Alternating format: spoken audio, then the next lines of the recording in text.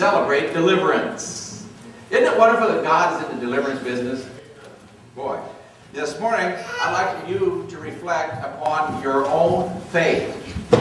Yeah, I want you to ask yourself, what kind of faith do I have?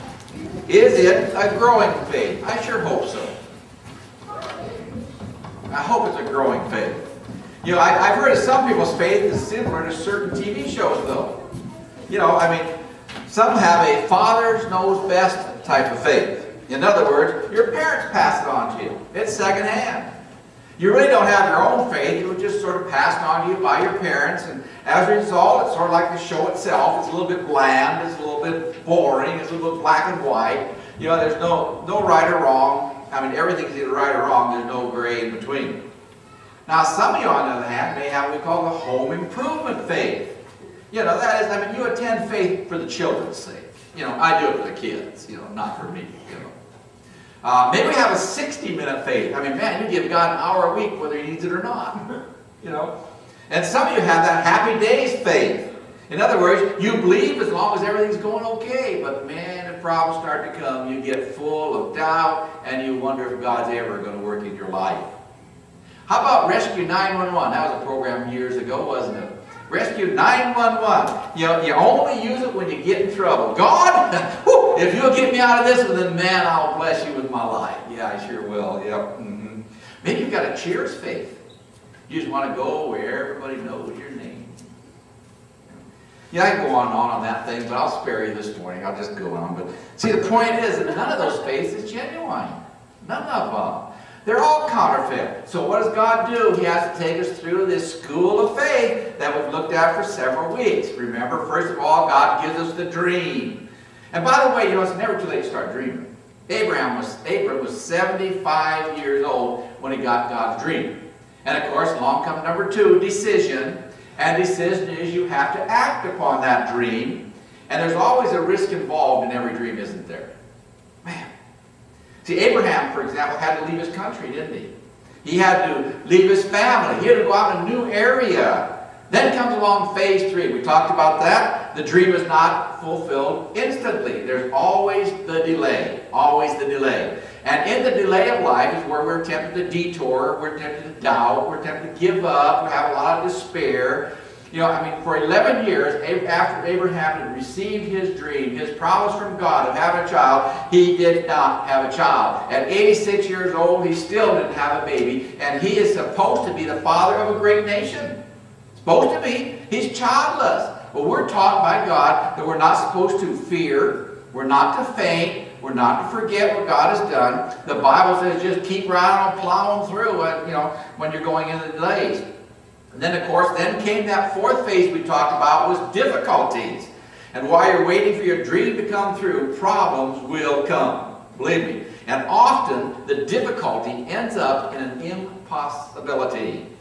Abraham was 99 years old. Sarah was pretty old. They still didn't have a child. You know, not only was it a difficult situation, now it's virtually impossible, isn't it? I mean, they are well past the childbearing ages, and some of us are in that phase. Oh, we're not 99 years old without children, but listen, we are in the midst of phase 4, difficulties.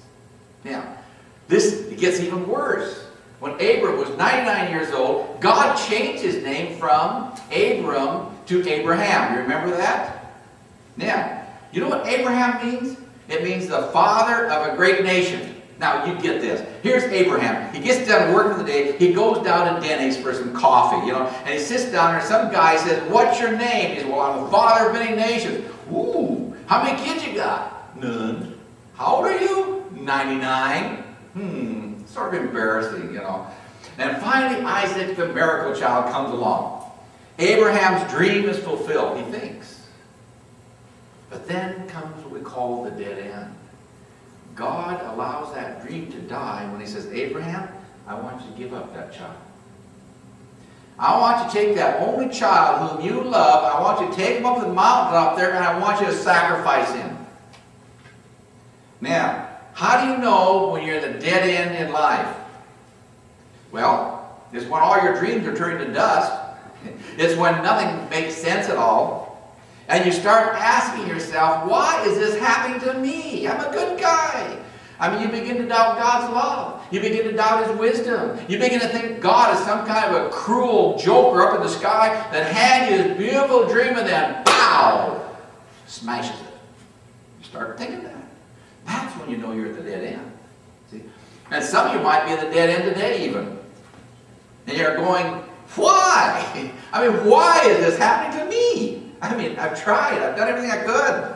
See, that's because God is getting ready to take you into stage 6, which is deliverance. God is preparing you for the miracle. See, here's a sentence in the sermon this morning. The whole, how can I say it? Sermon in a sentence. That's what I want to say. Okay, here it is. Okay. The more dark your situation, the more despairing the circumstances, the more it seems hopeless in your life, that nothing is going to change, is the more that God is preparing you for a greater deliverance. Now, the darker it gets, the more hopeless it seems, the more you think, no way is this ever going to happen now, the more God is preparing you for deliverance, which is phase 6 in our life phases.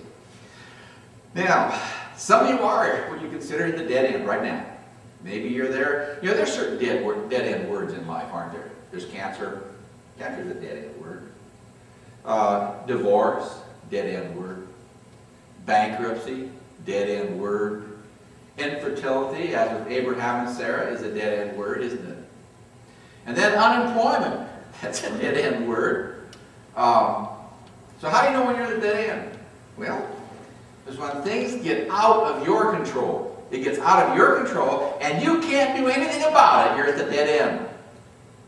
So what do you do when you get to phase 5 and I'm waiting for phase 6, deliverance, to come along? Well, there's 4 things you do. And man, I thank God for Romans 4. Romans 4 tells us what Abraham and Sarah did between what Abraham did between phase 5 and phase 6 while he's waiting for his deliverance to come. Number 1, I remember what God can do.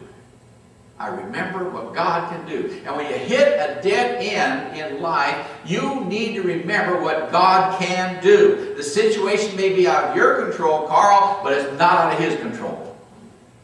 See? And when you face a dead end, you should not focus on what you cannot do. Instead, you focus on what God can do. Now, this Joyce had Linda read, it's sort of funny when she says, who is this?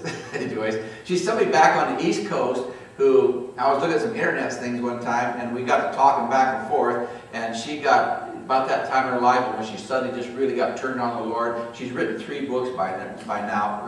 Her 3rd book is coming out on her walk with God and her walk before God and how God has brought deliverance into her life. I thought it was sort of neat to share that because that just popped up this week. It just showed up on the internet that says, you know, that we need to focus on God, on the Word says, you know, to focus on which is good and true and all that stuff. Okay. Anyway, we need to, you know, don't look at what you can't do, but look at what God can do. See, let's look at Romans 4:17. I think it's probably your notes to live by if I put it in there. It says, Abraham believed in God who gives life to the dead and creates something out of nothing. There are 2 things that God does that you and I cannot do. Number 1, God can give life to the dead. And number 2, He can create something out of nothing. First of all, God can give life to something that is dead. I mean, if He can give life to a dead human being, He can certainly bring life to a dead career, wouldn't you think?